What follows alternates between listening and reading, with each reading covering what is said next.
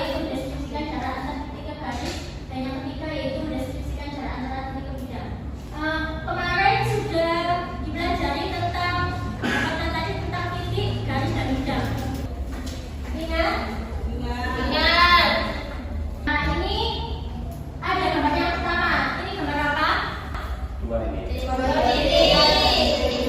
dengan titik A dan titik B. titik terhadap Titik. yang kedua yaitu disebut dengan apa? Titik terhadap garis. Dan yang ketiga Titik terhadap bidang. yang keempat yaitu Garis terhadap bidang. dan yang terakhir Bidang terhadap bidang. dan Ibu ada motivasi untuk hari ini.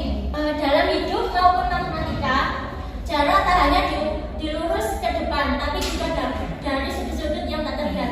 Pelajari jarak dalam 3 dimensi dan kamu akan memahami bahwa setiap langkah memiliki arah, setiap arah punya makna. Jadi yang dimaksud yaitu kita tidak hanya maju ke depan, terkadang kita juga harus melihat dari berbagai sudut pandang untuk memahami arti dari setiap langkah yang kita ambil, karena dari setiap langkah yang kita ambil yaitu mempunyai tujuan dan makna sendiri. Hari ini kita akan mempelajari tentang yang pertama yaitu jarak antar dua titik. Banyak garis yang dapat dibuat melalui titik A, tetapi dapat dibuat hanya satu garis yang melalui titik B, yaitu garis B. Pada garis B terdapat ruas garis AB, jarak antara titik A dan titik B ditentukan oleh panjang ruas garis AB. Dalam bangun tulisan jarak titik A dan titik B dapat digunakan teorema Pythagoras bila dikait dengan segitiga sekurang. Selanjutnya yaitu jarak titik dan garis. Sekali garis yang dapat dibuat melalui titik P dan memotong garis K, tapi hanya satu garis yang tepat tegak lurus yaitu garis G. Memotong tegak lurus garis K di titik I. Dengan demikian jarak titik P ke garis K sama dengan panjang lurus garis BI. Ketahui lintas tegak segi 4 berukuran PABCD dengan AB sama dengan 6 cm dan AB sama dengan 10 cm 10 cm. Tentukan jarak titik C ke garis BY. Yaitu karena ABCD persegi maka A, C dan BD potongan tegak lurus dan berada di tengah. Karena itu jarak titik C ke BD sama dengan panjang CD. Jadi kita perlu mencari C terlebih dahulu. Di sini C kan berada di tengah-tengah, jadi kita setengah dari AC. Kita memakai rumus Pythagoras, setengah akar AB kuadrat plus BC kuadrat sama dengan setengah akar 6 kuadrat plus 6 kuadrat sama dengan berapa? Setengah akar 7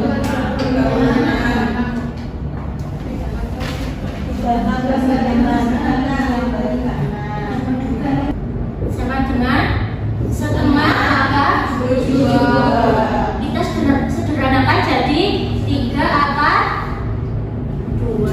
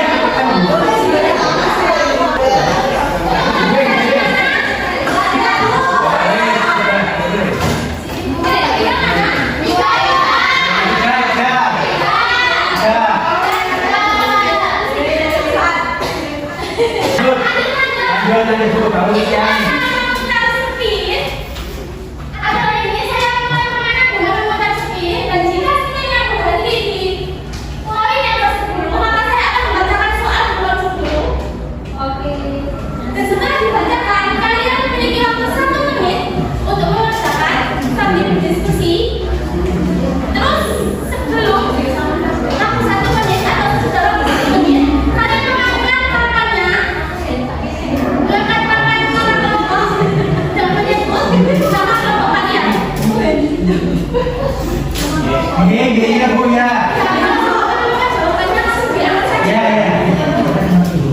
Terus kemudian langsung dijawab. Kalau jawabannya salah, mendapatkan poin. Kalau jawabannya salah, maka kelompok lain punya hak untuk berpoin. Ya, pasti ini dipahami. Paham. Nah, pilih. Kita mulai permainannya. Ya.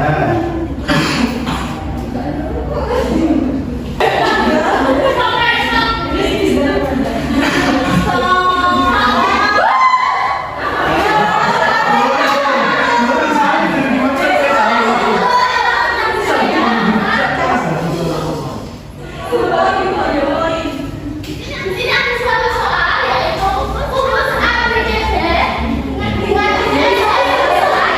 nomor 3. Jarak titik D dengan titik E adalah titik. Kita cek apakah jawabannya D?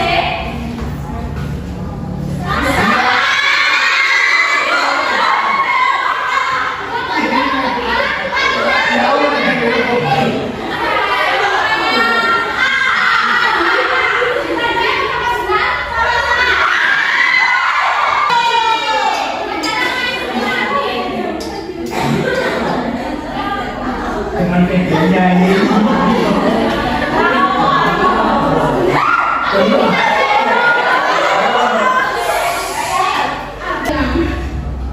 Soalnya dalam diberikan rumus ABCD, EFG jika O titik tengah DH dan P ada titik tengah PM, maka perbandingan luas segitiga AOP dan segitiga HFG adalah.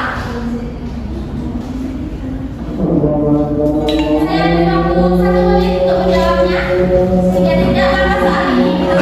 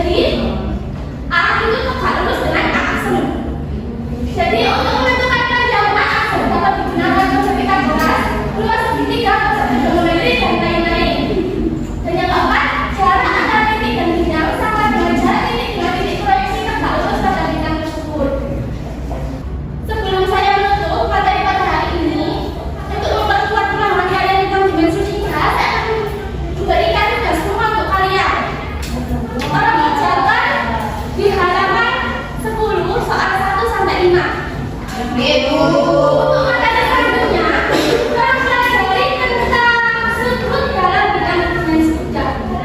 Ibu. Sebelum mulai pelajaran ya, Ibu. sebelum kita tutup untuk ruang kelasnya, saya silakan baca doa. Jadi teman-teman, marilah kita membaca doa supaya ilmu yang kita dapatkan bermanfaat. Amin. Berdoa di dalam hati dimulai.